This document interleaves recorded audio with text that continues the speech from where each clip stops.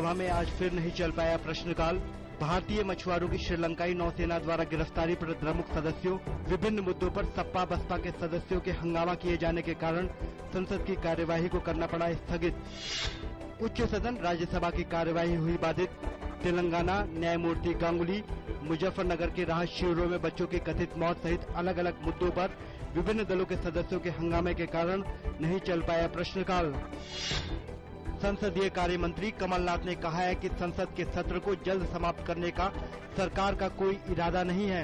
लोकपाल के मुद्दे पर उन्होंने कहा कि लोकपाल बिल पास कराना सरकार की प्राथमिकता में है। केंद्रीय गृह मंत्री सुशील कुमार शिंदे ने कहा कि लोकपाल विधेयक पर राज्यसभा की सिलेक्ट कमेटी के 13 सुझाव आए थे, जिन्हें सरकार ने मान लिया है। उन्होंने बताया कि केंद्रीय कार्मिक राज्य मंत्री वी नारायणसामी ने इसको राज्यसभा में जल्द ही पेश करने के लिए नोटिस दिया है। इलाहाबाद उच्च न्यायालय की पूर्ण पीठ ने उत्तर प्रदेश सरकार द्वारा आतंकवाद से जुड़े मामलों में आरोपियों के खिलाफ मुकदमे वापस लेने पर रोक लगाई। अपने फैसले में कोर्ट ने कहा कि राज्य सरकार को ऐसे मामलों में कार्रवाई करने का कोई अधिकार नहीं है। रमन सिंह ने आज छत्तीसगढ़ के मुख्यमंत्री के रूप में शपथ ली। विधानसभा चुनाव में जीत के बाद भारतीय जनता पार्टी की राज्य में तीसरी बार सरकार बनी है।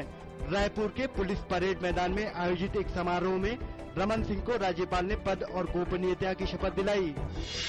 केंद्रीय सूचना और प्रसारण मंत्री मनीष तिवारी ने पाकिस्तान की एक अदालत द्वारा भारतीय फिल्मों और टीवी कार्यक्रमों पर प्रतिबंध लगाए जाने के मुद्दे पर प्रतिक्रिया देते हुए कहा कि पाकिस्तान को इस फैसले पर पुनर्विचार करना चाहिए।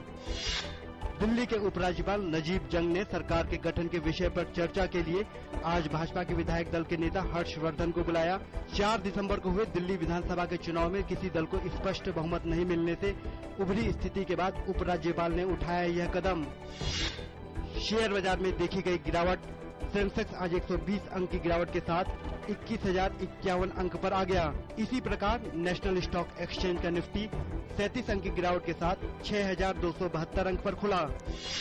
अंतरबैंक विदेशी मुद्रा विनिमय बाजार में आज डॉलर की तुलना में ₹40 कमजोर होकर 61 रुपए 65 पैसे प्रति डॉलर पर आ गया। कल के कारोबार के दौरान डॉलर के मुकाबले ₹21 कमजोर होकर 61 रुपए 25 पैसे प्रति डॉलर पर बंद हुआ था। अफगान राष्ट्रपति हामिद करजई आज से 4 दिन की अपनी राजकीय यात्रा पर भारत पहुंच रहे हैं।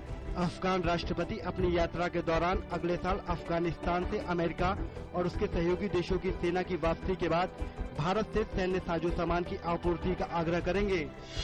इटली के प्रधानमंत्री एनरिको लेट्टा ने बुधवार को संसद में विश्वास मत हासिल किया। इसके साथ ही इटली में लंबे समय से लटके पड़े आर्थिक सुधारों का रास्ता भी साफ हो गया है।